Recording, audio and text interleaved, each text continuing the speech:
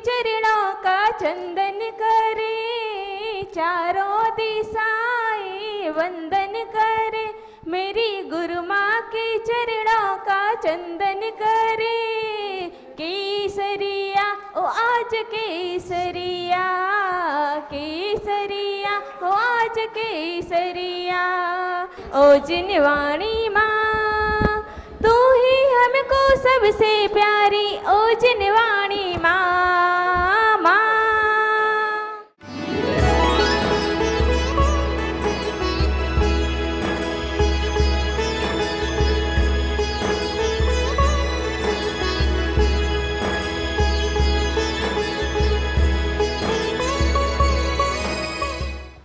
महात्मा गांधी एक बार जेल में थे, तो उनके आश्रम के जो संस्कृत के अध्यापक थे वो भी साथ में जेल में थे। तो गांधी जी ने उनसे कहा कि आश्रम में तो हमें समय मिलता नहीं पढ़ने का, यहाँ पर अच्छा समय है, आपको भी टाइम है और हमें भी टाइम है, आप हमें संस्कृत का सही उच्चारण सिखा दीजिए। ठीक है भाई, सिखा देते हैं। तो जब सिखाने के लिए बैठे गांधी जी पढ़ने के लिए, तो गांधी जी ने एक बात कही, वो बहुत महत्वपूर्ण है। गांधी जी ने कहा कि आप मुझे बापू समझ करके मेरी गलतियों को नजरअंदाज मत करना। आप मुझे बापू समझ करके मेरी गलतियों को नजरअंदाज नहीं करना, क्योंकि पढ़ाते समय अगर आपने मेरी गलतियों को नजरअंदाज कर दिया, मुझे बताया नहीं और सुधारा नहीं, तो मैं कभी भी संस्कृत का शुद्ध उच्चारण नहीं सीख पाऊंगा। तो जब आप बोलेंगे और मुझे लगेगा कि भाई कहाँ कहाँ कमजोरी है, तभी तो हम उसको दोबारा बताएंगे। और हमें लगेगा हमने एक बार पढ़ाया, आप सीख गए, तो हम दोबारा उच्चारण कराने का तो काम ही नहीं है ना। तो बोलना चाहिए और अपने से ज्ञानियों के पास बैठ करके उनको सुनाना चाहिए कि जिससे जो गलतियां होंगी ना वो सुधर जाएंगे। हम आपको बताएं, हम लोग रांची में थे सन 2008 में। एक सज्जन आते थे, ऐसे ही आप लोगों जैसे। उनका आने का टाइम था, आहारों के बाद आते थे। मैंने उनसे क्लास में आया करो। अब वो आदमी 9 बजे सो के उठता, वो क्लास में कैसे आएगा? लेकिन उसका आने का फिक्स टाइम था, आहार के बाद डेली जरूर आएगा। और जो भी व्यवस्था जो भी हमारी आवश्यकता है सब में मतलब बहुत सहयोग करता था। संजय बढ़जात्या नाम था उनका, संजय भैया। तो इनका ये आहार के बाद ही आते हैं और सुनसान रहता है। बड़े शहरों में आहारों के बाद कोई नहीं रहता, सब चले जाते हैं। तो हमने कहा रोज रोज कितनी बातें करें। हमने कहा आप एक काव्य सीख लिया करो, आप आते हो, हम 5-10 मिनट में आपको एक काव्य सिखा देंगे। तो बोला नहीं माता जी, अपने से नहीं पिए संस्कृत, हम लोग हिंदी शुद्ध पढ़ते नहीं है। बोले आप जी संस्कृत, आप हमें पढ़ाने की बात कर रहे हैं। मैंने आप टेंशन मत लो, हम पढ़ा रहे हैं ना, आप बैठे हो, किसी के सामने नहीं पढ़ा रहे, तुम तो बैठो, हम पढ़ा रहे हैं। उसको मैंने 4 दिन में एक कड़ा शुद्ध सिखाया, पहला कड़ा। फिर दूसरा कड़ा दूसरे 2 दिन में सिखाया। फिर तीसरा और चौथा कड़ा थोड़ी मुश्किलों से सीखा। 5वें कड़े से रोज एक कड़ा 1 दिन में सीख लेते थे। तो ये जो शुरुआत होती है ना, 2, 4, 5 काव्य सीखने में दिक्कत आती है। 4-5 काव्य जहां आप सीख गए ना, वहां जीव आपकी अपने आप पलटने लगेगी। हम लोग लॉकडाउन में नागौर में थे। एक बच्चा आता था आहार देने के लिए। आहार के बाद जैसे बैठते थे, अब लॉकडाउन में तो भाई 10-20 लोग फिक्स थे, सुबह से शाम तक उतने ही लोग आते। तो बोला भक्ता, मैंने कहा तुम भक्तामृत जी पढ़ ले। आहारों के बाद बैठते थे, वो उसी समय आता था आहारों में। तो मैंने चलो एक कड़ा रोज पढ़ ले। तो हमने कहा तुम भक्तामृत याद करो। उस बच्चे ने एक कड़े को 4 दिन में याद किया। हाँ, हमने कहा तुम एक लाइन रोज सुनाया करो, लेकिन तुम मतलब याद करो। उसने 4 दिन में एक कड़ा सीखा और 4 दिन में उसने एक कड़ा याद किया। आप सोचिए। फिर उसके बाद में दूसरा, तीसरा, चौथा, पांचवा कड़ा उसने 2 दिन में सीखा और 2 दिन में याद किया। पांचवा कड़ा जहां पूरा हुआ, छठवें कड़े से वो एक एक कड़ा डेली याद करके सुनाने लगा। और जहां पर लगभग 25 कड़े हुए, मतलब आधा भक्तामृत हुआ, 24 कड़े, उसके बाद में वो डेली, वो बच्चा 2 कड़े डेली याद करके मुझे सुनाता था। इसके बाद उसने पूरा मंगलाष्टक, पूजा, अभिषेक पाठ, शांति धारा सब याद कर करके चातुर्मास में उसने सुना दिया। मतलब अगर आपको याद भी नहीं होता है ना, तो मैंने कहा था आप एक लाइन से याद करना शुरू कीजिए। आप अपने बच्चे को भक्तांबर की एक लाइन एक दिन में याद करवाओ, कोई दिक्कत वाली बात नहीं है। 192 दिन में पूरा भक्तांबर याद हो जाएगा, टेंशन लेने की कोई बात नहीं।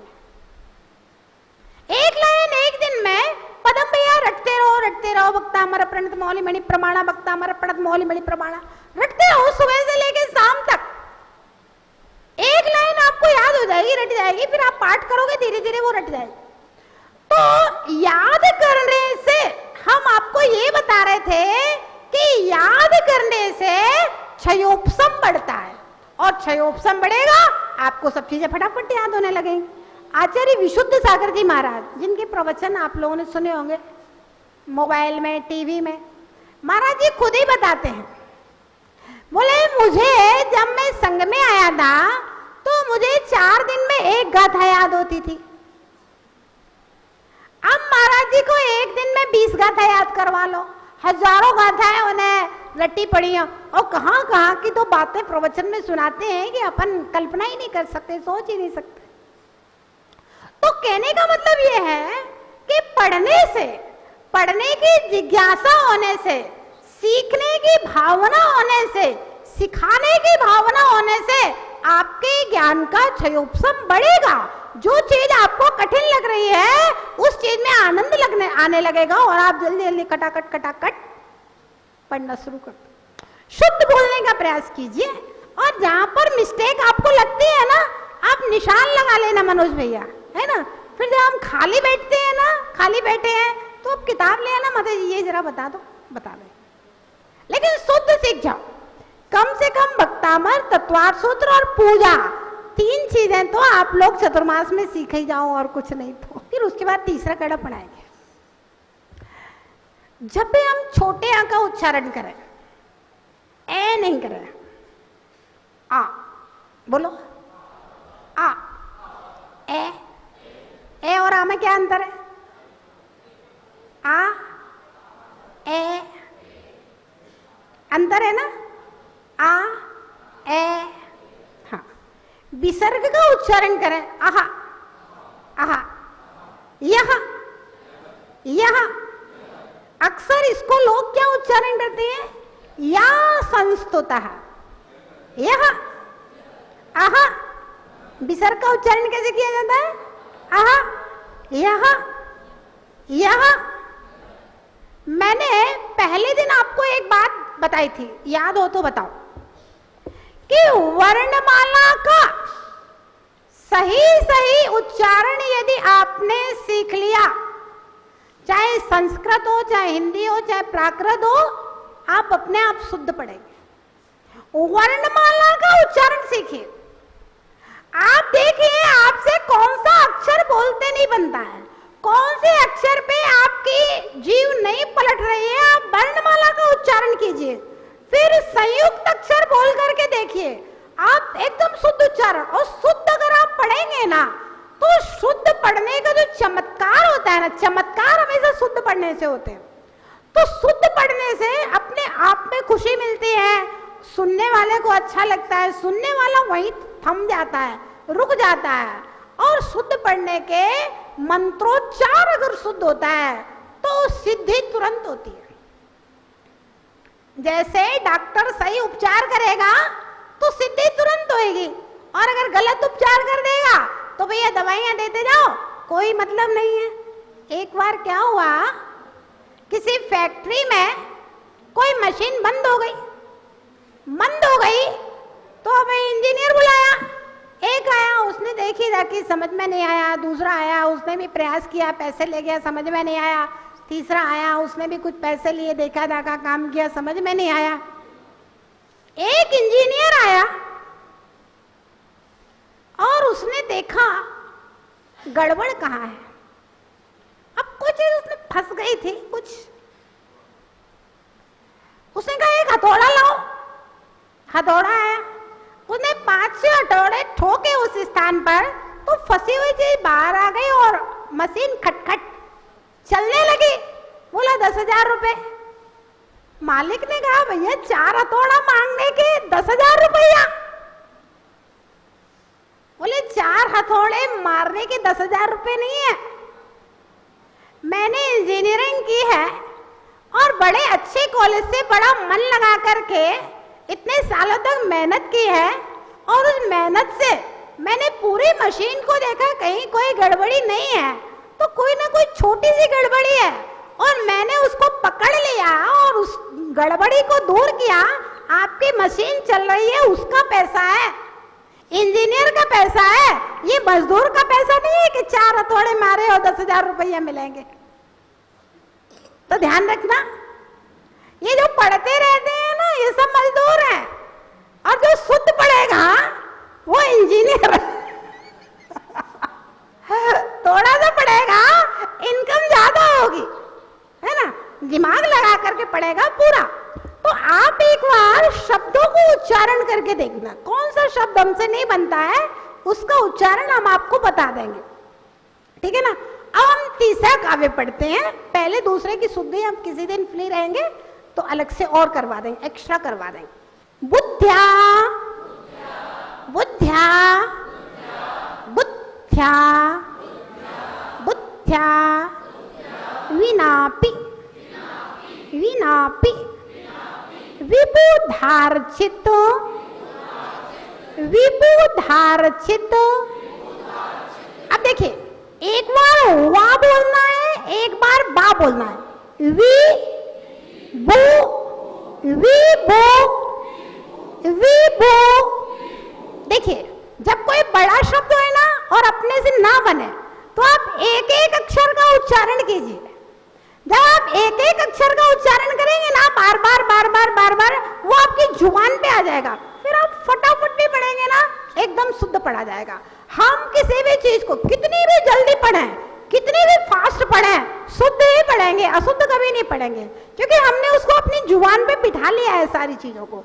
आप अगर एक बार अपनी जुबान पे अच्छे से बिठा लेंगे ना तो आप हमेशा शुद्ध पढ़ेंगे। विबु विबु विबु धार चित विबुधार्चित विबुधार्चित विबुधार्चित। पादपीठ पादपीठ स्तोतुम। अब देखिए, मां का ध्यान रखना, शब्द के लास्ट में अगर ऊपर बिंदी है तो समझ लेना कि 100% मां का उच्चारण करना है ना। मां के उच्चारण का विशेष ध्यान रखना। अगर ऊपर बिंदी लगी है शब्द के लास्ट में तो मां। स्तोतुम स्तोतुम स्तोतुम। इसको बहुत सारे लोग स्तोतु पढ़ लेते हैं, स्तोतु नहीं पढ़ना है, स्तोतुम स्तोतुम स्तोतुम। समुद्यत समुद्यत। अब देखिए 2 दाग है। अब देखिए, विशेषता होती है, छोटी मात्राएं 3 होती हैं, आ ई उ, कहीं कहीं री भी आ जाती है। छोटे आ की मात्रा के बाद अगर संयुक्त अक्षर है, संयुक्त अक्षर किसे कहते हैं? 2 व्यंजनों से मिलकर के एक अक्षर बनता है, उसको संयुक्त अक्षर कहते हैं। द्या, द्या जो है ये संयुक्त अक्षर है, दा और या से मिलकर के बना है। दा और या से मिलकर के बना है संयुक्त अक्षर है, और मां के ऊपर छोटे ऊ की मात्रा है। तो जब छोटी मात्रा हो, चाहे आ की हो, चाहे ई की हो, चाहे ऊ की हो, उसके बाद अगर संयुक्त अक्षर है तो अक्षर को स्वराघात विधि, व्याकरण का शब्द है ये स्वराघात विधि, हम कहेंगे थोड़ा सा झटके से बोला जाता है, इसको स्वराघात विधि कहते हैं। समुद बोलो, समुद। जब अपन ने समुद दा के लिए बोलने के लिए जब जीभ को दांत से दबाया, 1 सेकंड के लिए रुक जाइए, फिर यहीं से बोलिए द्यत, समुद द्यत, समुद द्यत। जीभ को दांत से दबाए ना, समुद द्यत। 1 सेकंड उसी मुद्रा में ठहर जाइए, फिर आप द्यत बोल दीजिए, तो समुद्यत एकदम शुद्ध निकलेगा आपके मुंह से। देखिए, जब हम शुद्ध बोलना चाहते हैं ना, तो हमें ये पता करना पड़ेगा कौन सा अक्षर कहां से बोला जा रहा है, क्योंकि कंठ बोलने का स्थान है, नाक बोलने का स्थान है, तालू बोलने का स्थान है, दांत बोलने का स्थान है, जीभ बोलने का स्थान है। आपको ये उच्चारण के नियमों का ज्ञान होना चाहिए, कौन से अक्षर का उच्चारण कैसे निकलेगा। नहीं आए तो हमसे पूछ लेना, हम बता देंगे, क्योंकि हमने पूरा पढ़ा है, मुझे सारा पता है उच्चारण की क्या विधियां होती हैं। समुद्यत, समुद्यत, समुद्यत। अरे समुद्धत नहीं है, समुद्यत, समुद्यत, समुद्यत, समुद्यत। मतिर, अब रा कहां से बोला जा रहा है? वा के ऊपर जो रा है, ये रा ती के बाद में है। अगर ऊपर का रा किसी अक्षर के ऊपर चढ़ा है तो उस अक्षर के पहले बोला जाएगा, और किसी अक्षर में नीचे रा लगा है तो उस अक्षर के बाद में बोला जाएगा।